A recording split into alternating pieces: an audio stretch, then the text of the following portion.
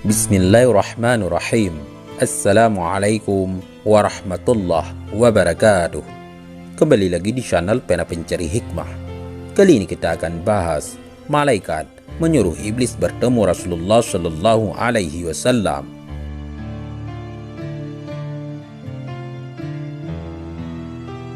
Jangan lupa sukai video ini, komen, dan berlangganan, serta bagikan video ini agar bermanfaat bagi semua.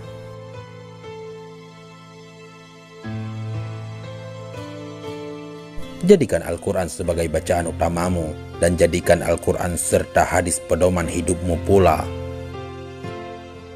Ketika para sahabat sedang bersama Rasulullah Shallallahu Alaihi Wasallam di kediaman seorang sahabat Ansar, tiba-tiba terdengar panggilan seseorang dari luar rumah. "Wahai penghuni rumah, bolehkah aku masuk? Sebab kalian akan memerlukanku." Rasulullah Shallallahu Alaihi Wasallam bersabda, "Tahukah kalian siapa yang memanggil?" Kami menjawab, "Allah dan Rasulnya yang lebih tahu." Beliau melanjutkan, "Itu iblis, laknat Allah bersamanya." Umar bin Khattab berkata, "Izinkan aku membunuhnya wahai Rasulullah." Nabi menahannya. "Sabar wahai Umar, bukankah kamu tahu bahwa Allah memberinya kesempatan hingga hari kiamat? Lebih baik bukakan pintu untuknya. Sebab ia telah diperintahkan untuk ini. Fahamilah apa yang hendak ia katakan dan dengarkan dengan baik." Ibnu Abbas radhiyallahu an berkata, pintu lalu dibuka. Ternyata dia seperti orang tua yang cacat satu matanya. Di janggutnya terdapat 7 helai rambut seperti rambut kuda. Taringnya terlihat seperti taring babi, bibirnya seperti bibir sapi. Iblis berkata, "Salam untukmu Muhammad, salam untukmu para hadirin." Rasulullah Shallallahu Alaihi Wasallam menjawab, "Salam hanya milik Allah Subhanahu Wa Taala. Sebagai makhluk yang terlaknat, apa keperluanmu?"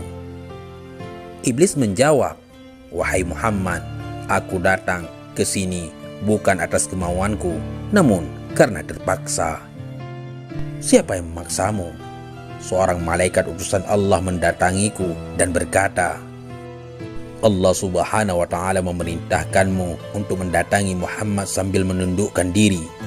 Beritahu Muhammad tentang caramu dalam menggoda manusia. Jawablah dengan jujur semua pertanyaannya. Demi kebesaran Allah, andai kau berdusta satu kali saja, maka Allah akan jadikan dirimu debu yang ditiup angin. Oleh karena itu, aku sekarang mendatangimu. Tanyalah apa yang hendak kau tanyakan. Jika aku berdusta, aku akan dicaci oleh setiap musuhku. Tidak ada sesuatu apapun yang paling besar menimpaku daripada cacian musuh." Rasulullah Shallallahu Alaihi Wasallam lalu bertanya kepada iblis, "Kalau kau benar jujur, siapakah manusia yang paling kau benci?"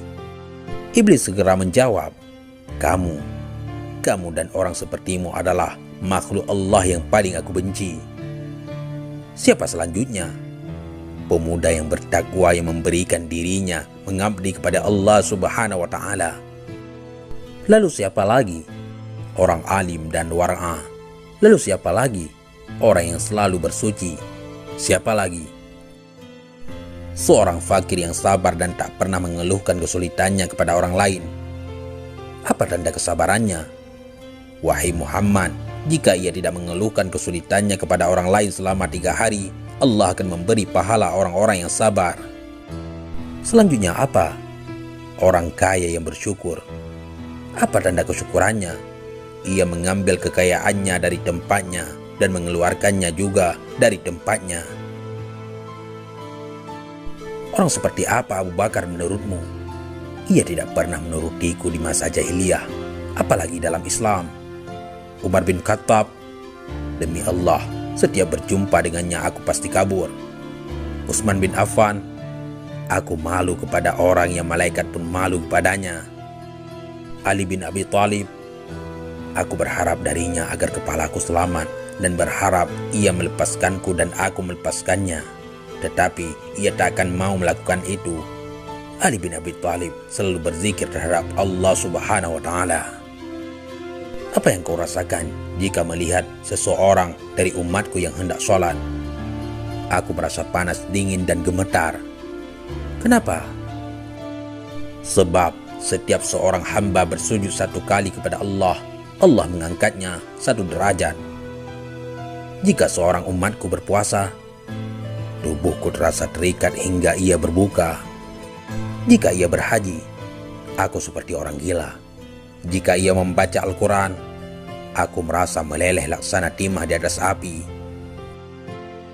Jika ia bersedekah, itu sama saja orang tersebut membelah tubuhku dengan gergaji. Mengapa jadi begitu? Sebab dalam sedekah ada 4 keuntungan baginya, yaitu keberkahan dalam hartanya, hidupnya disukai. Sedekah itu kelak akan menjadi hijab antara dirinya dengan api neraka, dan segala macam musibah akan terhalau darinya. Apa yang dapat mematahkan pinggangmu? Suara kuda perang di jalan Allah. Apa yang dapat melelehkan tubuhmu? Taubat orang yang bertaubat. Apa yang dapat membakar hatimu? Istighfar di waktu siang dan malam. Apa yang dapat mencoreng wajahmu? Sedekah yang diam-diam. Apa yang dapat menusuk matamu? Salat fajar. Apa yang dapat memukul kepalamu? Salat berjamaah. Apa yang paling mengganggumu? Majelis para ulama. Bagaimana cara makanmu? Dengan tangan kiri dan jariku. Di manakah kau menaungi anak-anakmu di musim panas? Di bawah kuku manusia. Nabi lalu bertanya, siapa temanmu wahai iblis? Pemakan riba. Siapa sahabatmu? Penzina. Siapa teman tidurmu? Pemabuk. Siapa tetamumu? Pencuri. Siapa utusanmu? Tukang sihir. Apa yang membuatmu gembira? Bersumpah dengan cerai. Siapa kekasihmu?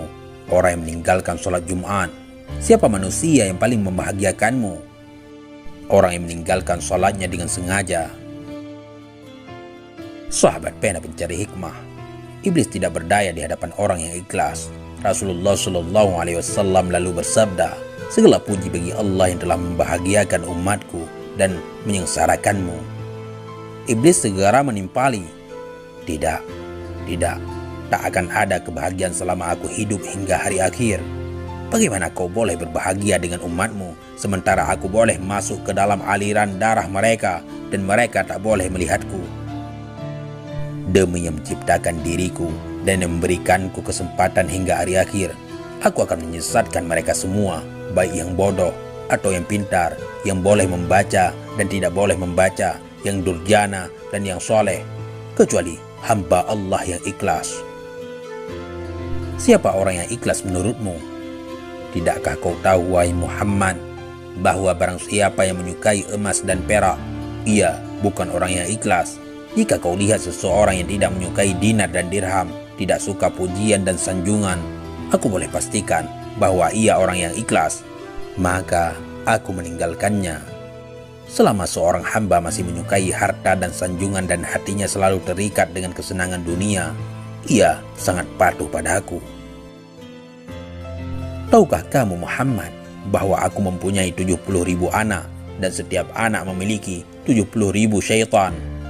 Sebahagian ada yang aku tugaskan untuk mengganggu ulama, sebahagian untuk mengganggu anak-anak muda, sebahagian untuk mengganggu orang-orang tua, sebahagian untuk mengganggu wanita-wanita tua, sebahagian anak-anakku juga aku tugaskan kepada para zahid. Aku punya anak yang suka mengencingi telinga manusia sehingga ia tidur pada salat berjamaah. Tanpanya manusia tidak akan mengantuk pada waktu salat berjamaah. Aku punya anak yang suka menaburkan sesuatu di mata orang yang sedang mendengarkan ceramah ulama hingga mereka tertidur dan pahalanya terhapus. Aku punya anak yang senang berada di lidah manusia. Jika seseorang melakukan kebajikan lalu ia kabarkan kepada manusia, maka 99% pahalanya akan terhapus. Pada setiap seorang wanita yang berjalan, anakku dan syaitan duduk di pinggul dan pahanya, lalu menghiasinya agar setiap orang memandanginya. Syaitan juga berkata, keluarkan tanganmu. Lalu ia mengeluarkan tangannya, lalu syaitan pun menghiasi kukunya. Mereka anak-anakku selalu menyusup dan berubah dari satu tempat ke tempat lainnya, dari satu pintu ke pintu yang lainnya untuk menggoda manusia hingga mereka terhempas dari keikhlasan mereka. Akhirnya mereka menyembah Allah tanpa ikhlas, namun mereka tidak merasa. Tahukah kamu Muhammad bahwa ada rahib yang telah beribadat kepada Allah selama 70 tahun. Setiap orang sakit yang didoakan olehnya sembuh seketika. Aku terus menggodanya hingga ia berzina, membunuh, dan kufur. Tahukah kau Muhammad, dusta berasal dari diriku. Akulah makhluk yang pertama berdusta. Pendusta adalah sahabatku. Barang siapa bersumpah dengan berdusta, ia kekasihku. Tahukah kau Muhammad, aku bersumpah kepada Adam dan Hawa dengan nama Allah bahwa aku benar-benar menasihatinya. Sumpah dusta adalah kegemaranku. Ghibah dan namimah atau adu domba adalah kesenanganku. Kesaksian palsu kegembiraanku. Orang yang bersumpah untuk menceraikan istrinya, ia berada di pinggir dosa, walau hanya sekali dan walaupun ia benar. Sebab barang siapa yang membiasakan dengan kata-kata cerai, istrinya menjadi haram baginya. Kemudian ia akan beranak cucu hingga hari kiamat. Jadi semua anak-anak zina, dan ia masuk neraka hanya karena satu kalimat, yaitu cerai. Wahai Muhammad, umatmu ada yang suka lalai semasa sholat. Setiap ia hendak berdiri untuk sholat, aku bisikkan padanya waktu masih lama. Kamu masih sibuk. Lalu ia menundanya hingga ia melaksanakan sholat di luar waktu. Maka sholat itu dipukulkannya ke mukanya. Jika ia berhasil mengalahkanku, aku biarkan ia sholat. Namun aku bisikkan ke telinganya, lihat kiri dan kananmu. Dia pun menoleh. Pada masa itu aku usap dengan tanganku dan kucium keningnya serta aku katakan, sholatmu tidak sah. Bukankah kamu tahu Muhammad, orang yang banyak menoleh dalam sholatnya akan dipukul? Jika ia sholat sendirian, aku suruh ia bergegas. Ia pun sholat seperti ayam yang mematuk beras. Jika ia berhasil mengalahkanku dan ia sholat berjamaah, aku ikat lehernya dengan tali hingga ia mengangkat kepalanya sebelum imam atau meletakkannya sebelum imam. Kamu tahu bahwa melakukan itu batal sholatnya dan wajahnya akan dirubah menjadi wajah keledai. Jika ia berhasil mengalahkanku, aku tiup hidungnya hingga ia menguap dalam sholat. Jika ia tidak menutup mulutnya ketika menguap, syaitan akan masuk ke dalam dirinya dan membuatnya menjadi bertambah serakah dan gila dunia. Dan dia pun semakin taat kepadaku. Kebahagiaan apa untukmu? Sedang aku memerintahkan orang miskin agar meninggalkan sholat. Aku katakan padanya, kamu tidak wajib sholat. Sholat hanya wajib untuk orang yang berkemampuan dan sehat. Orang sakit dan miskin tidak. Jika kehidupanmu telah berubah, baru kau salat. Ia pun mati dalam kekafiran. Jika ia mati sambil meninggalkan salat, maka Allah akan menemuinya dalam kemurkaan. Wahai Muhammad, jika aku berdusta, Allah akan menjadikanku debu. Wahai Muhammad, apakah kau akan bergembira dengan umatmu, padahal aku mengeluarkan 1/6 mereka dari Islam? Berapa yang kau pinta dari Tuhanmu? 10 macam. Apa saja? Aku minta agar Allah membiarkanku berbagi dalam harta dan anak manusia. Allah mengizinkan. Allah berfirman, berbagilah dengan manusia dalam harta dan anak, dan janjikanlah mereka. Tidaklah janji syaitan kecuali tipuan. Harta yang tidak dizakatkan, aku makan darinya. Aku juga makan dari makanan haram dan yang dicampur dengan riba. Aku juga makan dari makanan yang tidak dibacakan nama Allah. Aku minta agar Allah membiarkanku ikut bersama dengan orang yang berhubungan dengan istrinya tanpa berlindung dengan Allah. Maka syaitan ikut bersamanya dan anak yang dilahirkan akan sangat patuh kepada syaitan. Aku minta agar boleh ikut bersama dengan orang yang menaiki kendaraan bukan untuk tujuan yang halal. Aku minta agar Allah menjadikan bilik mandi sebagai rumahku. Aku minta agar Allah menjadikan pasar sebagai masjidku. Aku minta agar Allah menjadikan syair sebagai Qur'anku. Aku minta agar Allah menjadikan pemabuk sebagai teman tidurku. Aku minta agar Allah memberikanku saudara, maka ia jadikan orang yang membelanjakan hartanya untuk maksiat sebagai saudaraku. Allah berfirman, orang-orang boros adalah saudara-saudara syaitan. Wahai Muhammad, aku minta agar Allah membuatku boleh melihat manusia sementara mereka tidak boleh melihatku. Dan aku minta agar Allah memberiku kemampuan untuk mengalir dalam aliran darah manusia. Allah menjawab, silakan. Aku bangga dengan hal itu hingga hari kiamat. Sebagian besar manusia bersamaku di hari kiamat. Iblis berkata lagi, wahai Muhammad, aku tak boleh menyesatkan orang sedikit pun. Aku hanya boleh membisikkan dan menggoda. Jika aku boleh menyesatkan, tak akan tersisa seorang pun. Sebagaimana dirimu, kamu tidak boleh memberi hidayah sedikit pun. Engkau hanya rasul yang menyampaikan amanah. Jika kau boleh memberi hidayah, tak akan ada seorang kafir pun di muka bumi ini. Kau hanya boleh menjadi penyebab untuk orang yang telah ditentukan sengsara. Orang yang bahagia adalah orang yang telah ditulis bahagia sejak di perut ibunya. Dan orang yang sengsara adalah orang yang telah ditulis sengsara semenjak dalam kandungan ibunya.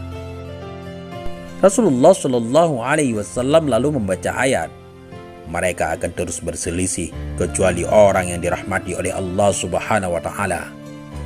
Kemudian Rasulullah juga membaca, sesungguhnya ketentuan Allah pasti berlaku. Iblis lalu berkata, wahai Rasul Allah, takdir telah ditentukan dan pena takdir telah kering. Maksudnya Allah yang menjadikanmu pemimpin para nabi dan rasul, pemimpin penduduk surga, dan yang telah menjadikan aku pemimpin makhluk-makhluk celaka dan pemimpin penduduk neraka. Aku si celaka yang terusir. Ini akhir yang ingin aku sampaikan kepadamu, dan aku tak berbohong. Na'udzubillah, jangan sampai kita menjadi orang yang tersesat dan juga menjadi teman syaitan. Neraka itu panas. Panasnya melebihi panasnya di dunia, bahkan beribu-ribu kali lipat. Wallahu a'lam bissawab. Mudah-mudahan ini semua bermanfaat. Assalamualaikum warahmatullahi wabarakatuh.